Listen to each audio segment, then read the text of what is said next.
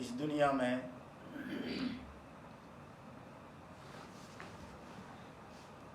मानव को इच्छा तो है। कई बार उसका मन कहता है कि मैं उस परमात्मा का भजन करूं, मैं उसका ध्यान करूं, मैं संत महापुरुषों के अनुसार अपना जीवन व्यतीत करूं।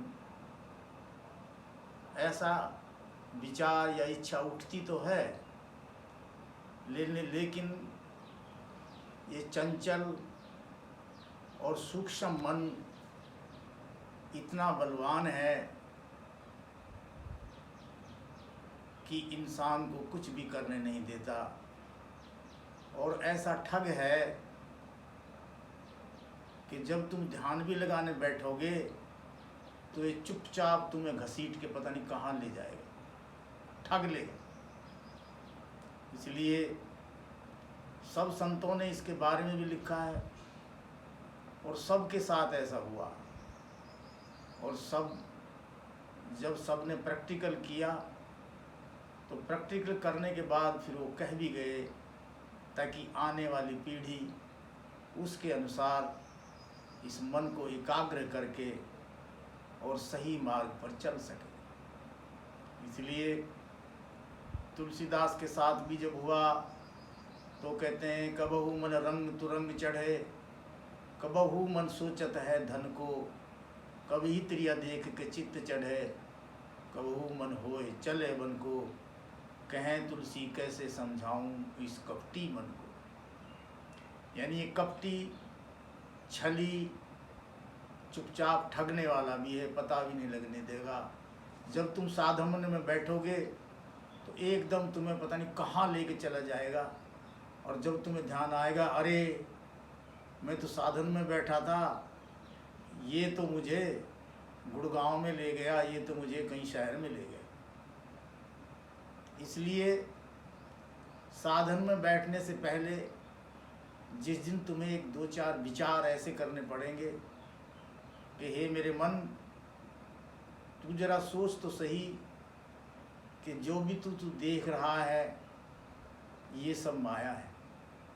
जहाँ जहाँ लग मन गोचर जाई, सो सब माया जानो भाई। जहाँ जहाँ तक तेरी दृष्टि जा रही है इस दुनिया में, वो तेरा अपना कुछ भी नहीं है। ये इस मन को साधन करने से पहले, बैठने से पहले तुम्हें यहाँ तक भी कहना पड़ेगा, सोचना पड़ेगा कि वो परमपिता परमात्मा की शक्ति मुझे चला रही है, मुझे बैठा रही है, उठा रही है, मेरे दाहिने भी है, मेरे बाएं भी है, मेरे ऊपर भी वही है, मेरे नीचे भी वही है। तो मुझे उसी का ध्यान करना चाहिए। वही मेरा आधार है, वही मेरा सार है, वही मेरा सब कुछ है। और मेरे भाई मन, तू मेरा दोस्त है, तू मेरा साथ देगा तो तू ही एक इतना बलवान है, और कोई भी चीज़ बलवान नहीं है, और बलवान तू ही है जो तू मुझे उसमें लगा सकता है। क्योंकि कहा भी है, मन है मनुष्याणाम बंधन मोक्ष कारणम। क्योंकि मन हुई मनुष्य का बंधन का भी और मोक्ष का भी कारण है। क्योंकि जब इसके अच्छी इच्छा अनुसार चीज़ मिल जाती है तो ये वहाँ बैठने लग जाता है। क्योंकि एक संत ने कहा है, मेरो मन अनंत कहाँ सुख पावे, जैसे जहाज को पंछी उड़ उड़ फिर जहाज पे आवे।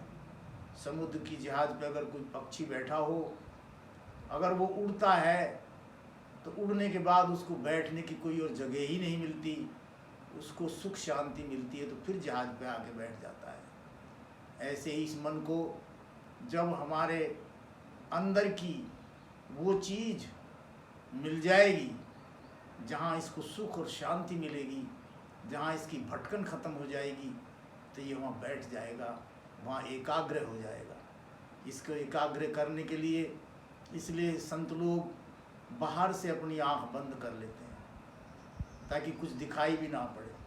क्योंकि ये मन आँखों के दिन में तो आँखों में ही रहता है, और वहाँ आँखों की वजह से ये भटकता रहता है। इसलिए आँख बंद कर लेते हैं वो और ध्यान लगाते हैं और 2 नेत्रों की जगह 1 नेत्र बना लेते हैं, जिसको तीसरा नेत्र भी कहते हैं। यानी संतों ने कहा है जिस दिन तुम्हारा सिर्फ 1 ही नेत्र कर लोगे, उस दिन तुम्हें उस परम पिता परमात्मा का आभास होगा और वहाँ ये मन सुख पाएगा, वहाँ उस ज्योति स्वरूप परमात्मा को देखने में लग जाएगा, वहाँ इसको आनंद मिलेगा, वहाँ इसको सुख मिलेगा।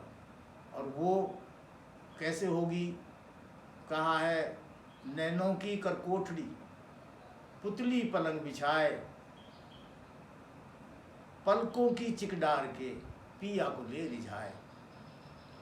इन नेत्रों को एक करके भ्रिकुटी में ले जाके केवल और पलकों की चिक डाल के पिया को रिझा, उस प्रभु को रिझा, वो 1 नेत्र बन जाएगा तुम्हारा। तो भ्रिकुटी इसलिए कहते हैं कि यहाँ त्रिकुटी भी भ्रिकुटी भी कहते हैं, ईड़ा पिंगला सुषमना तीनों का यहाँ मेल है और यहाँ से ही ब्रह्मरंध्र स्टार्ट होकर के ऊपर जाता है। इसलिए जब ये मन एकत्रित होकर के इकट्ठा एकाग्र होकर के यहाँ ध्यान जमाएगा और इसको बहुत ही सुंदर परमपिता परमात्मा का वो अखंड स्वरूप, अखंड ज्योति दिखाई पड़ेगी, तो उसमें ये वहाँ बैठ जाएगा। और वो बैठने के लिए तीसरी चीज़ जो सतगुरु बताते हैं, वो बताते हैं जो हमारे प्राणों में परमेश्वर रमण कर रहा है, वो जो शब्द रमण कर रहा है, जिसको ब्रह्म शब्द भी कहते हैं, जिसको सोहंग शब्द भी कहते हैं, कोई ओम के साथ भी करता है, उसके साथ श्वासों को मिला देता है और वो श्वास एकाग्र हो करके उस श्वासों के साथ लग करके ये मन एकाग्र हो जाता है। ये इसलिए कहा है कि भगवान ने ये महल हमारा बनाया, ये बड़ा विचित्र महल है। ये महल गुरु गोरखनाथ ने कहा है, बंगला भला बना दुर्वेश, जा मैं नारायण परवेश। जब मेरे अंदर नारायण परवेश है ही है तो उसको कहते हैं बंगला बड़ा भला बनाया है। बंगला उसने बंगला भला बड़ा दुर्वेश, जा मैं नारायण परवेश। 5 तत्व की ईंट बनाई, 3 गुणों का गारा, 3600 की छात जलाई, चिन्ह गए चिन्ह हारा। बंगला भला बड़ा दुर्वेश, जा मैं नारायण परवेश। इस बंगले में 10 दरवाजे, बीच पवन का खंबा, आवत जावत कोई ना देखे, ये है बड़ा अचंबा। तो कहते हैं ये कैसा महल बनाया? 5 तत्वों की ईंट बनाई, 3 गुणों का गारा, रजोगुण तमोगुण सतोगुण, वो इसमें डाल दिए। कोई किसी ना किसी गुण में रम जाता है, कभी तमोगुण में, सतोगुण में। इसलिए कई संत ये भी कहते हैं कि 84 लाख योनि तो गुना दी, लेकिन ये नहीं कि हम दिन भर में कितनी योनि में बदलते हैं। यानी कई योनियां धारण करते हैं। जब गुस्सा आता है तो ना जाने हम पशु होते हैं, कभी गधा बढ़ जाते हैं, तरह तरह की योनियों में हम खुद ही विचरण करते हैं सुबह से लेकर शाम तक। इसलिए संतों ने समझाया वो लक 84 तो किसने देखी, ये 24 घंटे की लक 84 है, इसमें भी फंसे ही रहते हैं, कभी कुछ बनते हैं, कभी कुछ बनते हैं, कभी कुछ बनते हैं।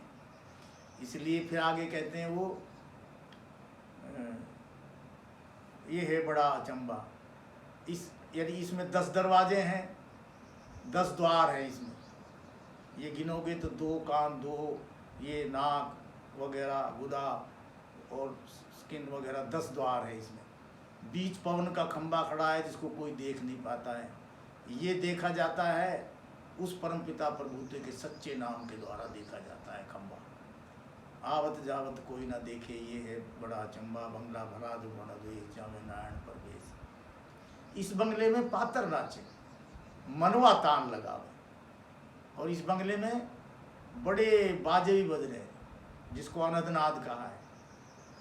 और मन बड़ा खुशी होता है, फिर वह मन लग जाता है, मन एकाग्र हो जाता है उसमें। जब मन वो ताल मृदंग नगारी वगैरह वगैरह भिन्न भिन्न प्रकार के बाजे सुनता है, तो वहाँ भी ये मन एकाग्र हो जाता है। इस बंगले में पातर नाचे मनवा तान लगावे, सूरत निरत के बंधे घुंघरू राग 3600 गावे। और वहाँ फिर गायन भी सुनता है, बंगला भला बना दुर्वेश जामे नारायण प्रवेश।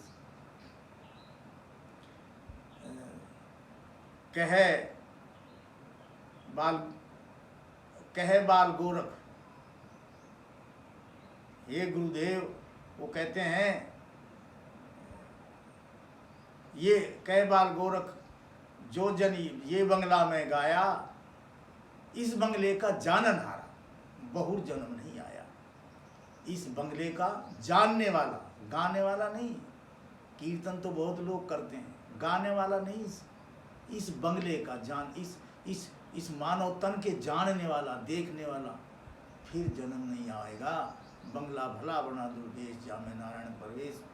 तो इसी मकान में बैठ के जब हम इसको अपनी साधना में सारे विचारों को छोड़ के, सारे कर्मों को, क्यों कहा भगवान सर्वाणि कर्माणि योग अग्नि भस्म कुरुते अर्जुन।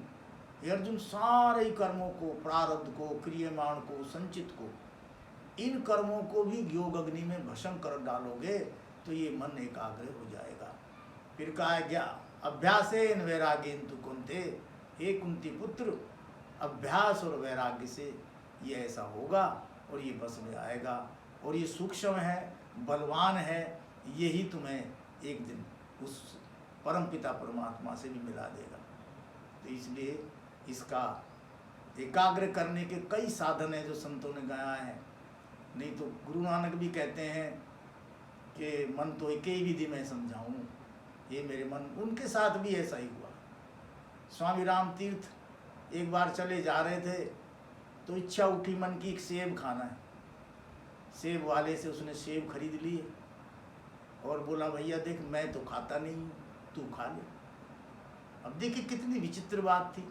वो सेब वाला भी कहता है यार ये कैसा आदमी है, एक सेब ले भी लिए और किसको कह रहा है कि तू खा ले, मैं तो नहीं खाऊंगा। मेरा मतलब उन संतों ने इस मन को कैसे कैसे काबू में किया, कैसे कैसे इसको खुराक नहीं दी। तो उसने कहा भैया मैं तो खाऊंगा नहीं, और उन सेब को छोड़ के चल दिया। तो सत्य की राह पर चलने वालों ने इसको बड़ी बड़ी तरह से, क्योंकि ये 2 मिनट के अंदर आपको ये कहेगा उठ के चल, उससे फ़ोन कर ले फटाफट। लेकिन उस समय तुम्हें चेक करना है, हर सेकंड इसको समझाना है, हर पल इसकी चाल देखनी है कि अभी तुम्हें कहाँ खींच के ले जा रहा है, और वहाँ पर तुम उसको रोक दो। और इसलिए विवेकानंद ने कहा है कि जहाँ ढोल बाजे बज रहे हो, जहाँ रंग रलियाँ हो रही हों, और उस समय तुम्हें चेक करना है कि तुम कहाँ हो, तुम उसमें हो या उस परमात्मा के ध्यान में हो, या इन रंगरलियों में फंस गए और इस मन में नाचने कूदने लग गए। वहाँ तुम्हें मन एकाग्र नहीं, वो तो मन को खुराक दे दी तुमने। इस मन की जितनी खुराक देते चलाओगे तुम्हें भटकाता ले जाएगा। ये इसकी पूर्ति नहीं होगी कभी। रोज़ रोज़ इसकी इच्छाएं पैदा होती रहेंगी और इसको तुम देते रहो, ये बलवान होता चला जाएगा और तुम्हारे काबू में नहीं आएगा। लेकिन नहीं, धीरे धीरे रे मना, धीरे सब कुछ होए, माली सींचे सो घड़ा, समय पाए बल होए। धीरे धीरे जब तुम इसका हर पल ख्याल करोगे कि अभी मुझे कहाँ खींच के ले जा रहा है, साधना करते टाइम कहाँ ले जा रहा है, बैठा तो था मैं साधन में, ये मुझे कहाँ मंदिर में खींच के ले गया। उस समय इसको फट वापस लाओ और वापस ला करके इससे कहो भैया तू साधन में बैठ, नहीं तो वो कबीरदास वाली बात है कि माला कर में सुरत नाहर में ये सुमरन कहो कैसा, बाहर आसन जमा के बैठा अंदर पैसा पैसा। तो बाहर आसन जमाने से कुछ नहीं होगा इसमें। और फिर क्या कहा कि मन तो कहीं और है, तन साधन के संग, कहे कबीर कोरी गजी तेरे कैसे लागे रंग। क्योंकि इसको आनंद तो आएगा नहीं, रंग तो इसको लग ही नहीं रहा है, क्योंकि तू और ही कुछ सोच रहा है। इसलिए इसको समझाने के लिए घेर के वापस लगाओ और साधन में ही लगाओ, साधन के संग लग जाओ। इसीलिए इसके संतों की वाणियों ने तो बड़े बड़ा कुछ समझाया है, लेकिन मैं तो इन शॉर्ट और सारांश में अब अपने विचारों को विराम देता हूँ।